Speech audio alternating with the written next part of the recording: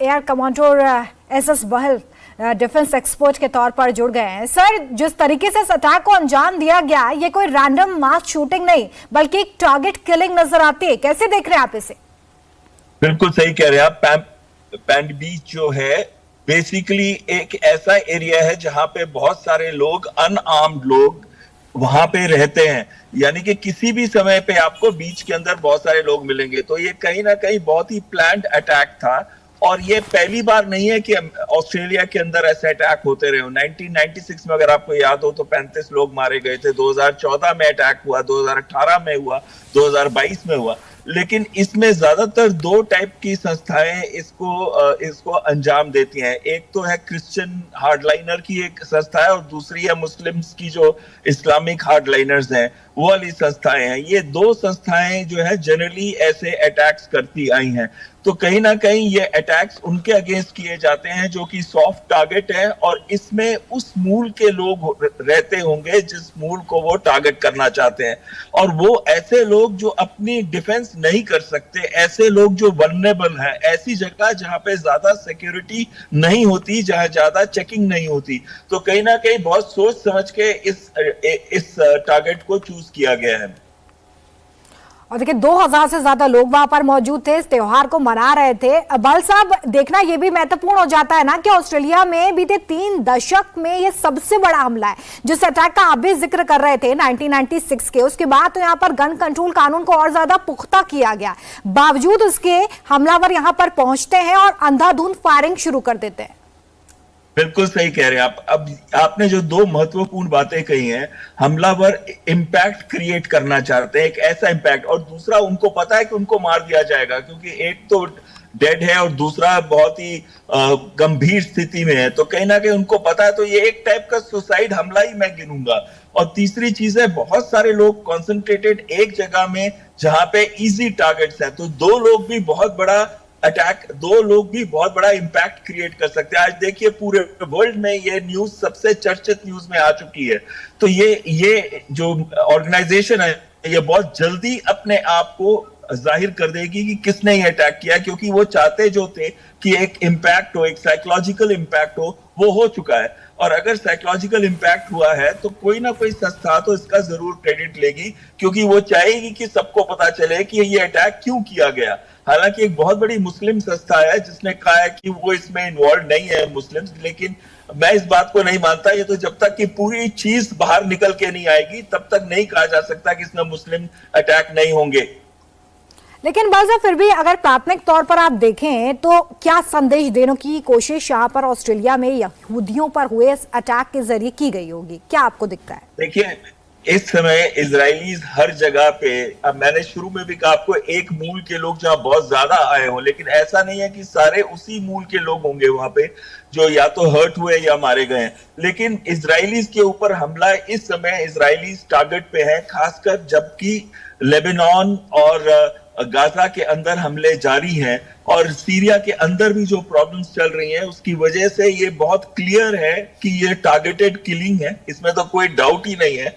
और अगर यहूदियों को टारगेट किया गया है तो वो आज पूरे विश्व में टारगेट पे है, सारी इजरायली एम्बेसीज टारगेट पे है। और कहीं ना कहीं ये जो मुस्लिम ब्रदरहुड ने शुरू किया था ये कह के, आप देखिए लास्ट मीटिंग भी जो ट्रंप के साथ हुई थी सऊदी अरेबिया की, तो उसमें भी उन्होंने क्लियरली इस बात से इत्तेफाक रखा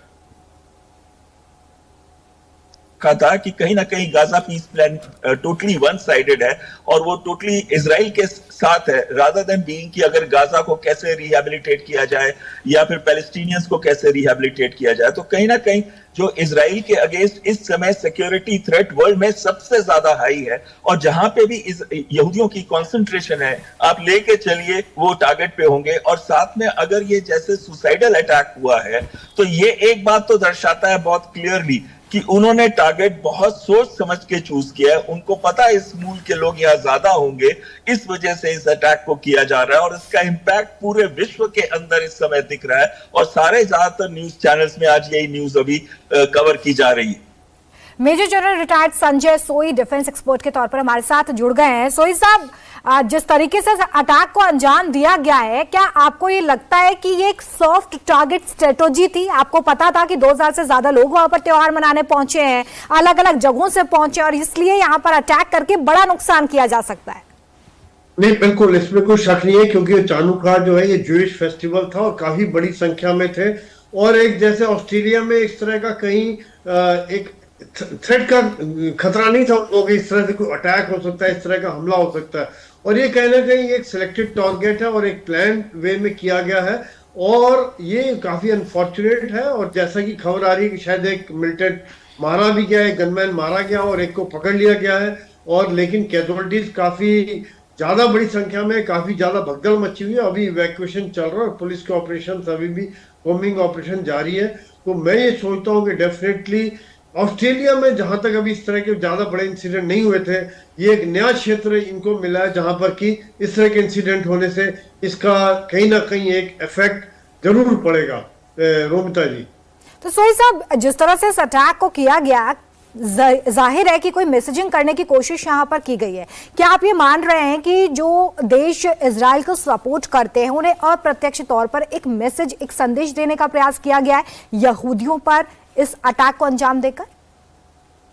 नहीं, बिल्कुल ऐसा है कि यहूदियों पर कहीं ना कहीं जो अटैक है, एक कई जगह दुनिया में हर जगह यहूदियों को टारगेट बनाया जाता है एक सोच की वजह से, विचारधारा की वजह से।